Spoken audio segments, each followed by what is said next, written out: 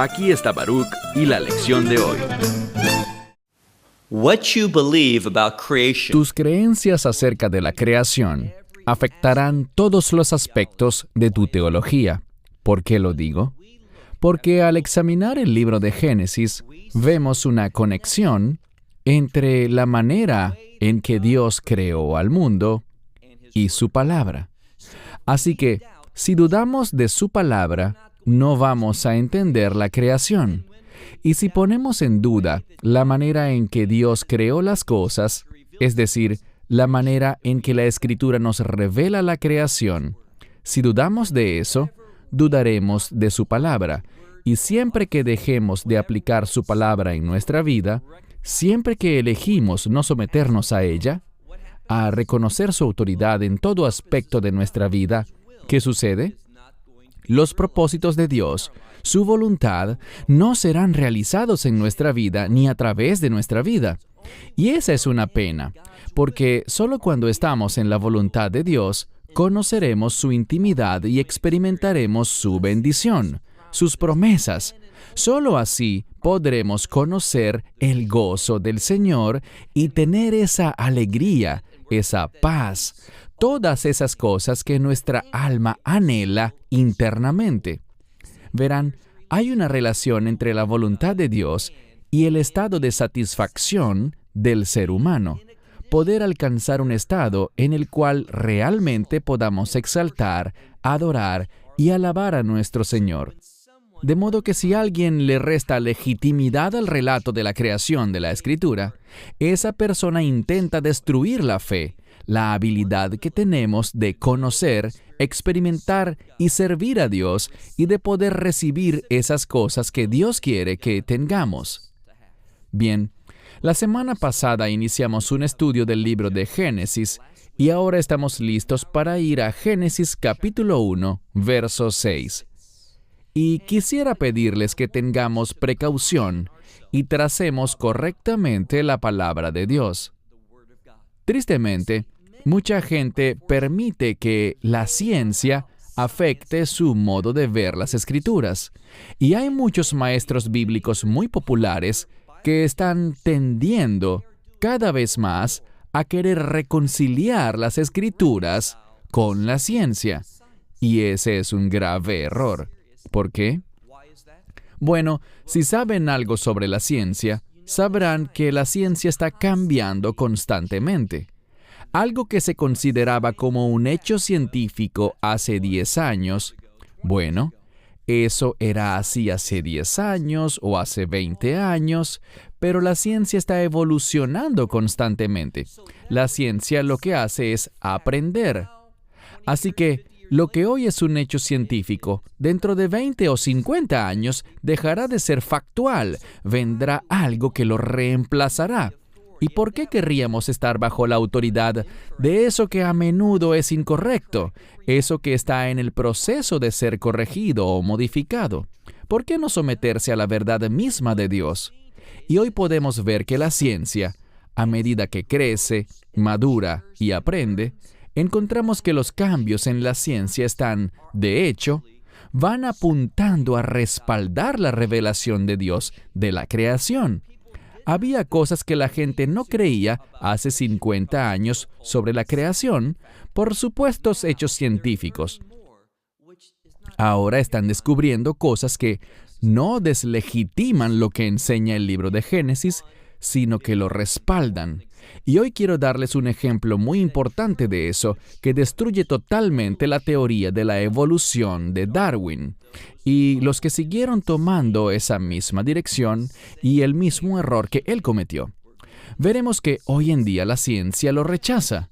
Puede que no hayan oído al respecto, y es porque la ciencia es lenta para desprenderse de las ideas.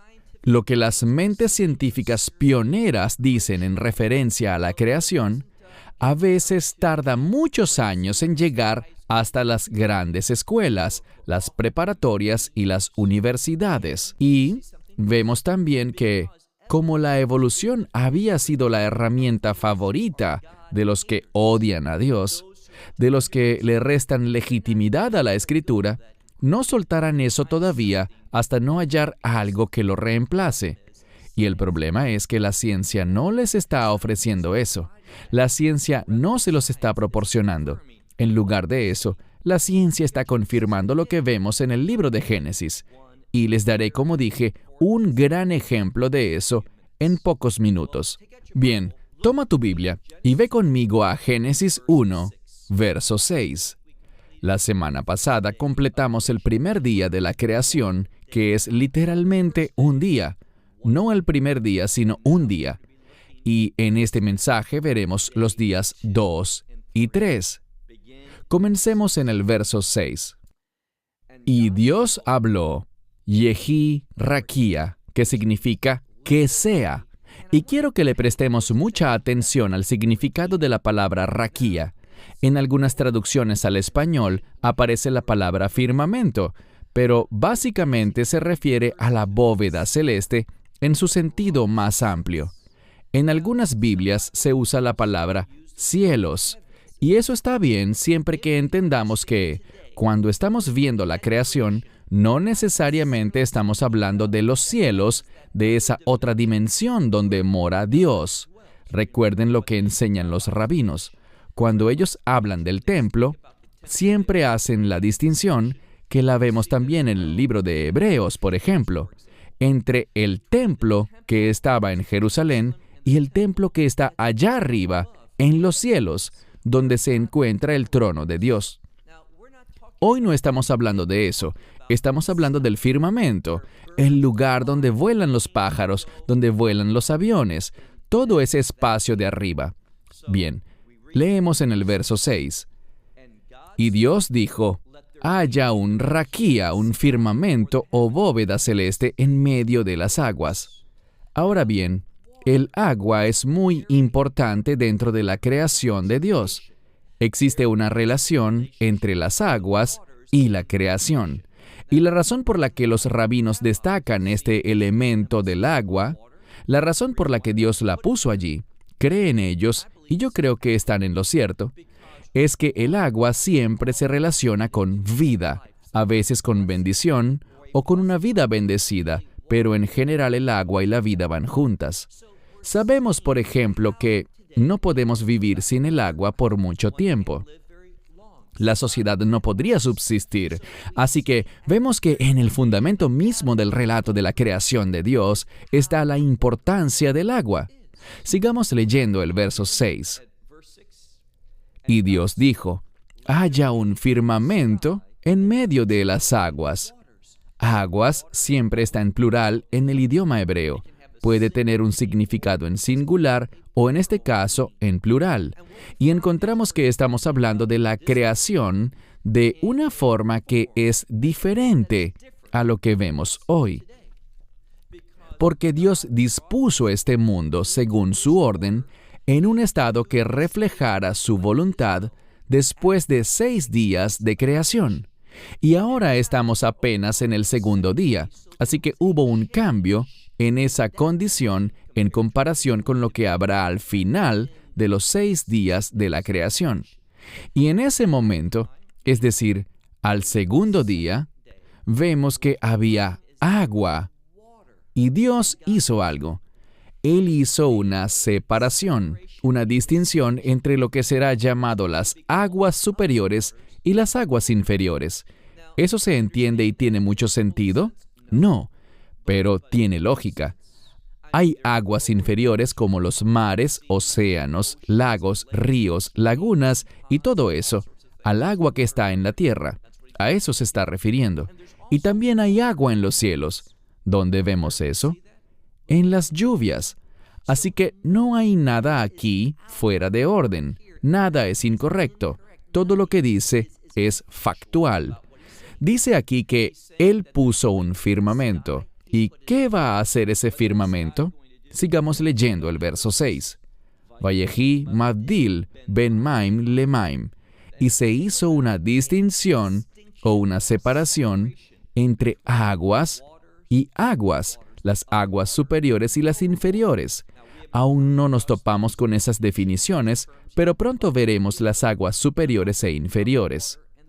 Pero quiero enfocarme nuevamente en algo que mencioné brevemente la semana pasada, y se trata de la palabra lehavdel, que significa hacer distinción.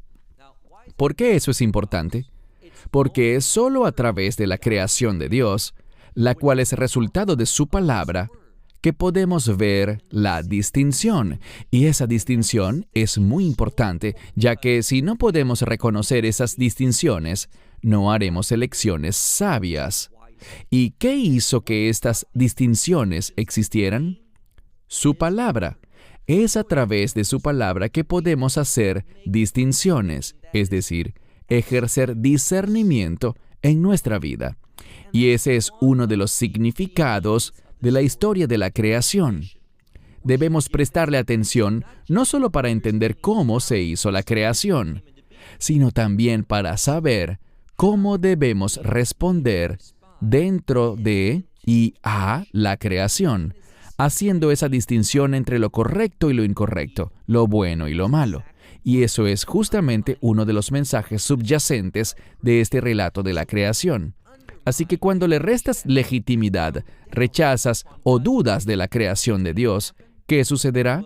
Bien, el resultado de eso es que no podremos distinguir correctamente, y eso hará que no tomemos las decisiones correctas, por lo que no estaremos caminando en la voluntad de Dios, sino que nos encontraremos separados de su voluntad, sufriendo las consecuencias del desorden en nuestra vida. Seguimos con el verso 6. Y Dios dijo: haya un firmamento en medio de las aguas, y se hizo una distinción entre unas aguas y otras. Verso 7. Y Dios hizo el raquía, el firmamento, e hizo una distinción entre las aguas que estaban debajo del raquía, es decir, debajo del firmamento, y las que estaban por encima del firmamento. Vayehi gen. Y así fue. Quiero hacer una pausa para hablar de esta frase en hebreo, Vayehi gen. Simplemente significa, y así fue. ¿Qué nos enseña? Recuerden que el énfasis de la historia de la creación está en la palabra de Dios. Y tal como Dios habla, es decir, como su palabra es, así será.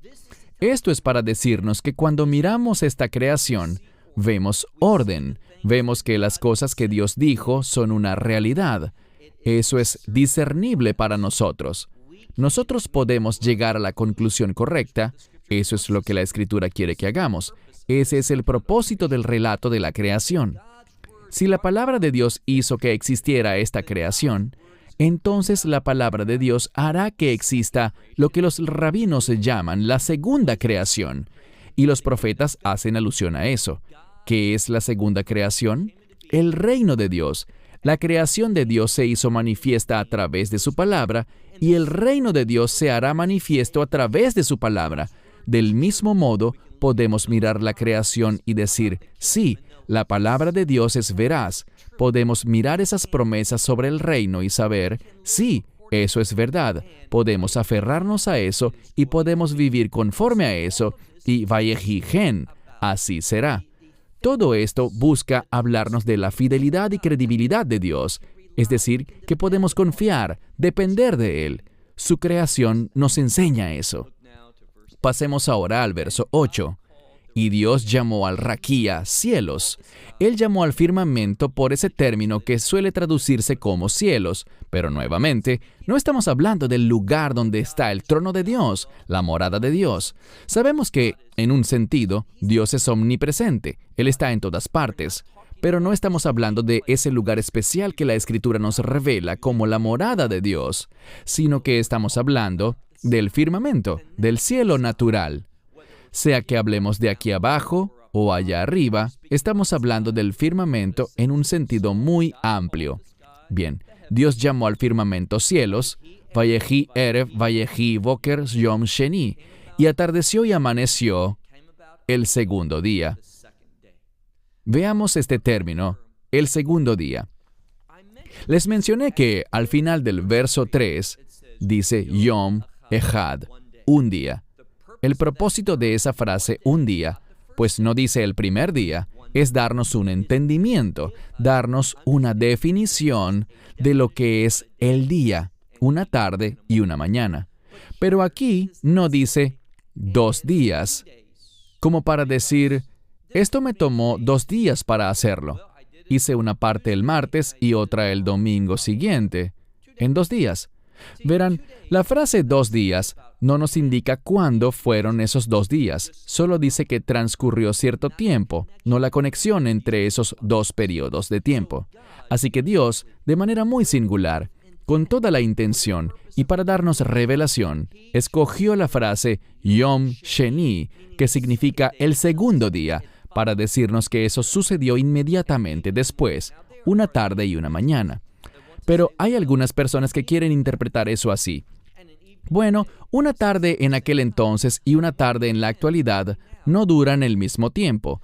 Una mañana en aquel entonces y una mañana ahora son cosas diferentes. Hoy hablamos de 24 horas, pero en aquel entonces eso duró miles de millones de años. Eso no es lo que dice la Escritura. Aquí se definió que era un día. No hay razón para creer que un día sea algo diferente a lo que es actualmente, 24 horas.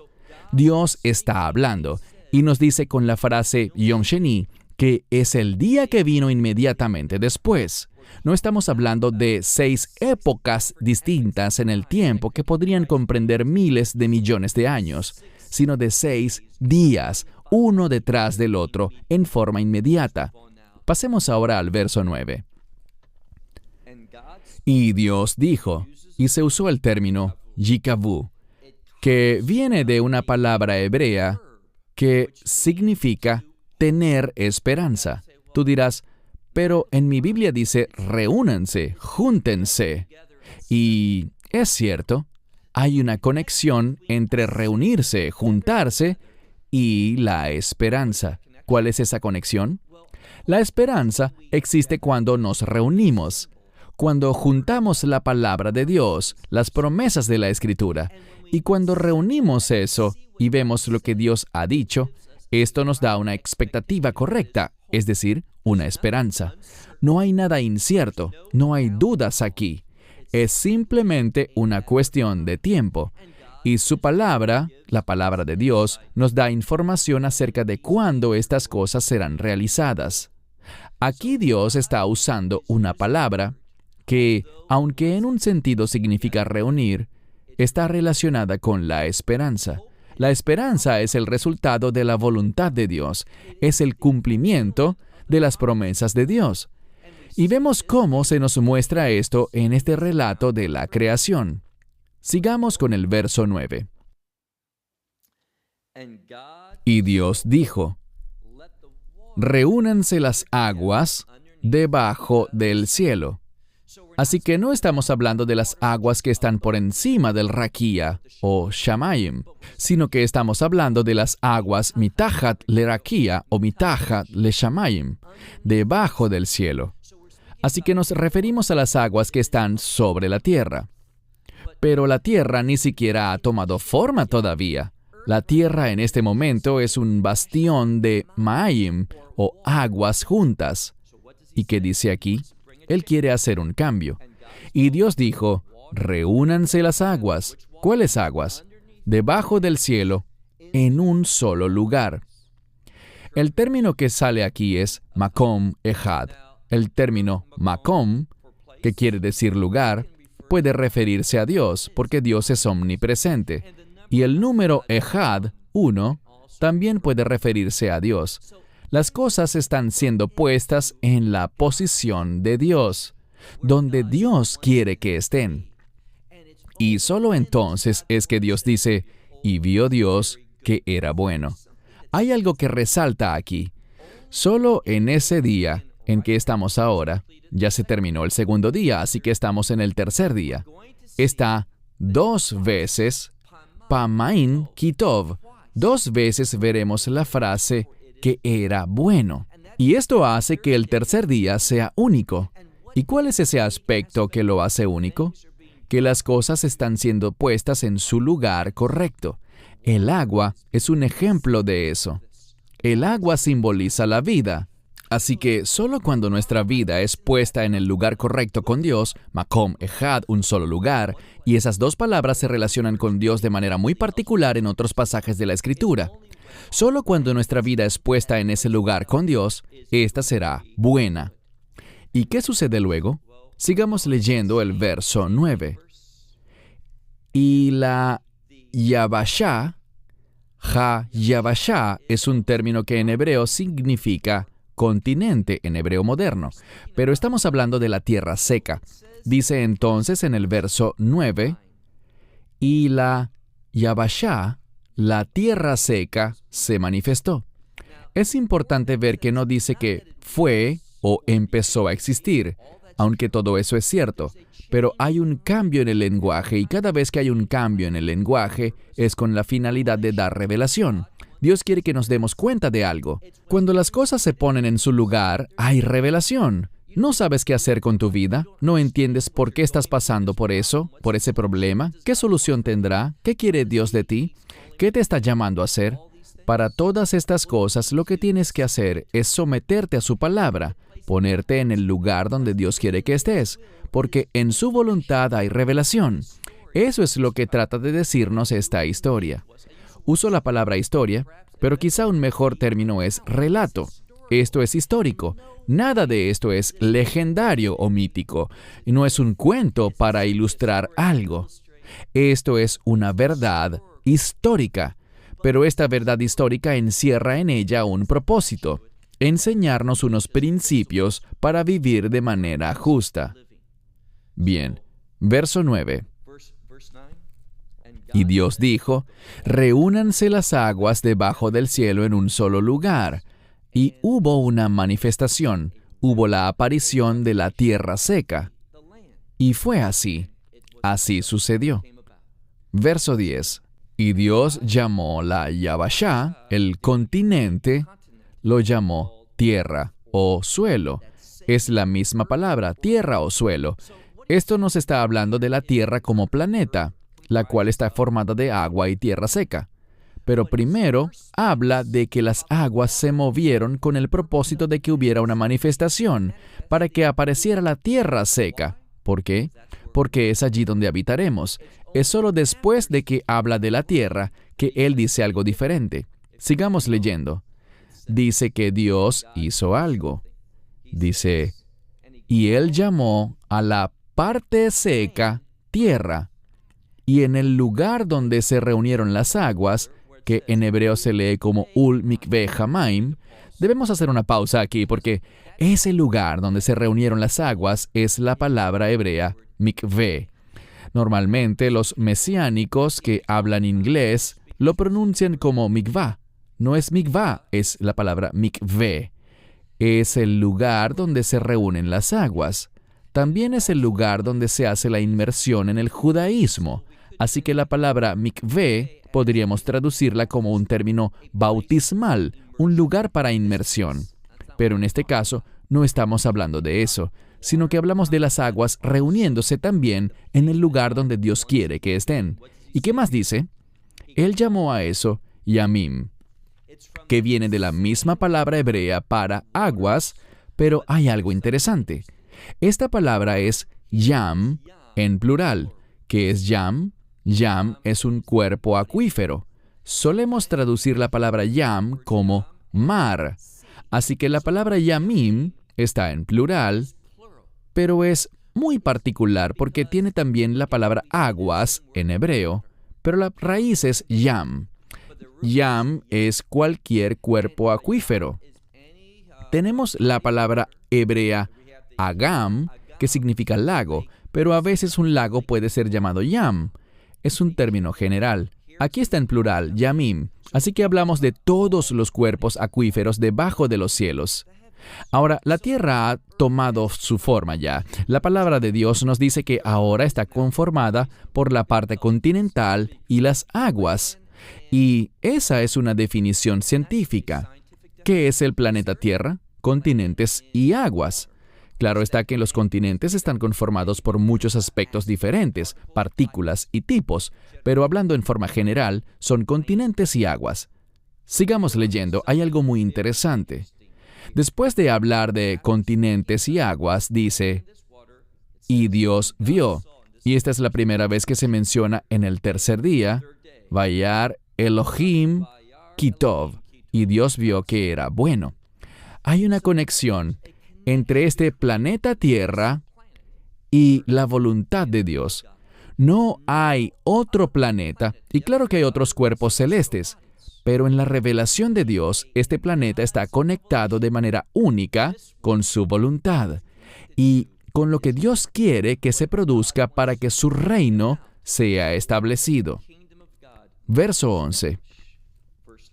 Y dijo Dios que la tierra, o más específicamente, que los suelos hagan brotar brotes. La razón por la que digo hagan brotar brotes es porque esta es la misma palabra hebrea, una como verbo y la otra como sustantivo. Así que debemos ser consistentes. La siguiente palabra que se puede traducir como herbaje o hierbas es simplemente la palabra esev, que significa pasto o vegetación. Lo que Dios está diciendo en este pasaje es que después de poner la tierra con su forma correcta, después de que puso orden en las aguas en su justo lugar y a la parte seca o los suelos en su justo lugar, ahora la tierra era capaz de producir vegetación, podía ser fructífera. ¿Y por qué digo esto? Bueno, miremos la Escritura. De nuevo el verso 11. Y Dios dijo, que la tierra haga brotar brotes y vegetación. Y aquí hay algo muy importante. Estamos llegando al punto que les había prometido. Les dije hace unos minutos que les daría un ejemplo que destruye toda la teoría de la evolución, eso que Darwin publicó. Y hoy en día, gracias a la genética y al ADN, tenemos pruebas de que Darwin se equivocó, de que no es posible sustentar científicamente su teoría. Pero lo que dice la Escritura apoya el descubrimiento científico más reciente, y este libro se escribió hace 3,500 años. Moisés supo exactamente qué escribir porque Dios lo inspiró de manera perfecta. ¿Por qué estoy diciendo esto? Bien, verso 11. Y Dios dijo, que la tierra haga brotar brotes y vegetación. Y luego dice, Masria Zera. ¿Por qué eso es importante? El término que vemos aquí, Masria Zera, significa productora de semillas. Esto es importante porque esta vegetación que mencionamos aquí se produce a sí misma. Es decir, que hay semillas, y esa es la palabra zera, vegetación productora de semillas. Y hablamos de vegetación en su sentido más amplio, sea que hablemos de plantas, arbustos o árboles, todo tipo de vegetación. ¿Cómo se produce? Se produce por su propia semilla. Y aquí hay algo verídico.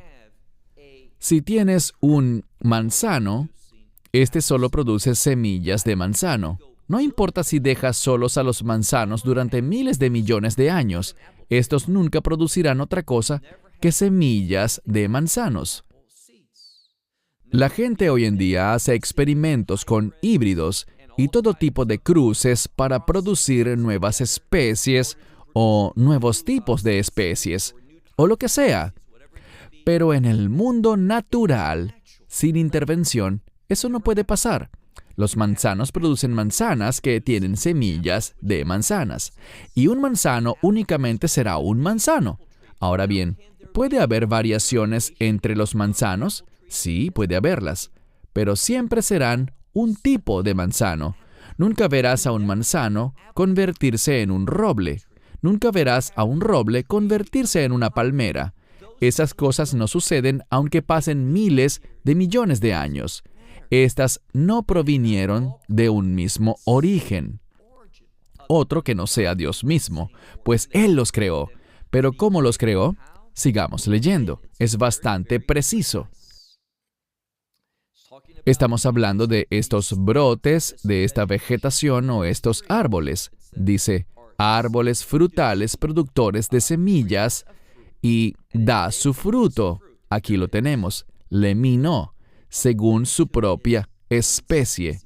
Esta palabra se escribe mem, yud, nun, sofit, min. Min es género. Puede ser masculino o femenino, tipo o especie. ¿Qué dice entonces la palabra de Dios? Dios dice que hay distintas especies de cosas. Y cuando examinamos este relato suyo con atención, nunca vemos especies que cambian a otras especies.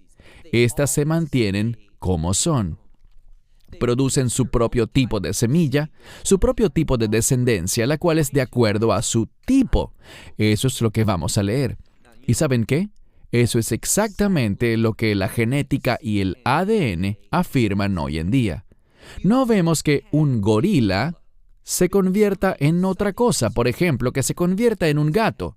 No vemos que un oso pardo se convierta en un conejo. No vemos que sucedan estas cosas y no importa la cantidad de tiempo que pase. Eso es algo imposible. Y la genética, junto al estudio del ADN, apoya esto hoy en día. No se puede tener esa corrupción. No se puede tener un solo origen para todos los tipos de vida. Todos los tipos de animales, insectos, peces, aves, humanos o lo que sea. Estos no se originaron del mismo ADN que luego pasó por cambios o metamorfosis o mutaciones para convertirse en algo diferente. Esa teoría que Darwin elaboró no es respaldada ni apoyada hoy en día por la interpretación literal de las Escrituras. La Biblia siempre supo que Darwin estaba equivocado, y ahora la ciencia lo sabe también. El problema es que son demasiado lentos para desprenderse de eso. Los que estudian en doctorados lo saben, pero el problema viene a la hora de enseñar a los que están entrando a la universidad o los que van por segundo año, viendo ciencias generales.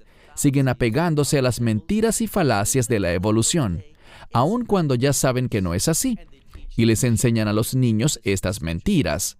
¿Por qué? Porque eso socava la autoridad de las Escrituras, y esa es una de las grandes motivaciones de la ciencia, socavar la palabra de Dios, en vez de decir, la ciencia eventualmente confirmará lo que revelan las Escrituras.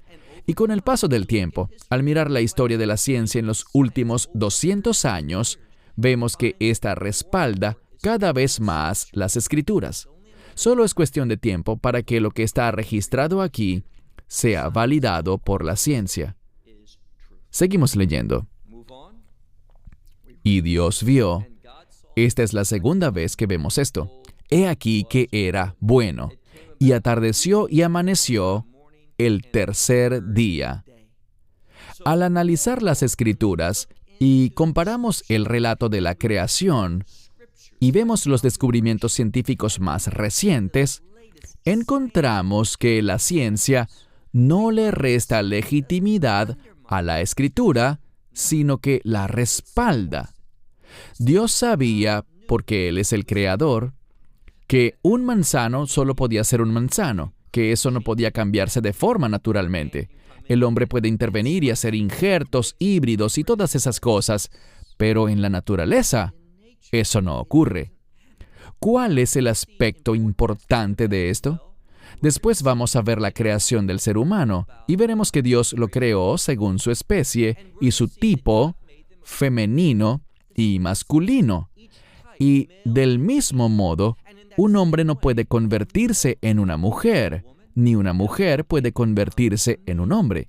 Dirás, bueno, hay una cirugía que puede lograr eso. Hay medicinas que pueden iniciar ese cambio. Sí, pero eso es artificial. No está en concordancia con la creación, ni en concordancia con la naturaleza. Es una violación de las leyes naturales. ¿Y saben otra cosa? Es una rebelión contra el orden divino. Y por eso es algo tan popular hoy en día. Es muy popular que la gente apoye eso. ¿Sabes qué? Si quieres cambiar de género, adelante. Y el gobierno quiere facilitar todo eso. Están dando baños aparte, financiación para baños para géneros diferentes. Si estás en el ejército y quieres eso, te dan fondos para que te hagas esa cirugía. Vemos cómo se destinan recursos del gobierno para esto cada vez más. ¿Por qué razón? Porque muy a menudo el gobierno se ha propuesto atacar las Escrituras. ¿Por qué? Porque ellos no quieren estar bajo la autoridad de Dios. Ellos quieren ser la autoridad. Y solo aquellos que están dispuestos a sujetarse a la verdad encontrarán la voluntad de Dios. Solo ellos encontrarán el gozo de Dios, su paz, su alegría. ¿Y dónde está todo eso? En medio de la obediencia. La palabra de Dios, su revelación para nosotros, nos posiciona, nos da el potencial de obedecerlo, y eso es algo bueno. Pero el mundo considera eso como algo malo, y se está rebelando en su contra. Así que esto tiene que volverse algo muy personal para ti. ¿Quieres sujetarte o quieres rebelarte? ¿Quieres el orden divino o quieres el desorden de este mundo? Todo se resume a una elección que tú y yo hacemos en función de lo que hagamos con la revelación de las Escrituras. Cierro con esto. Hasta nuestro próximo estudio, cuando empezaremos de nuevo en Génesis capítulo 1 y seguiremos con el cuarto día. Dios les bendiga ricamente. Shalom desde Israel.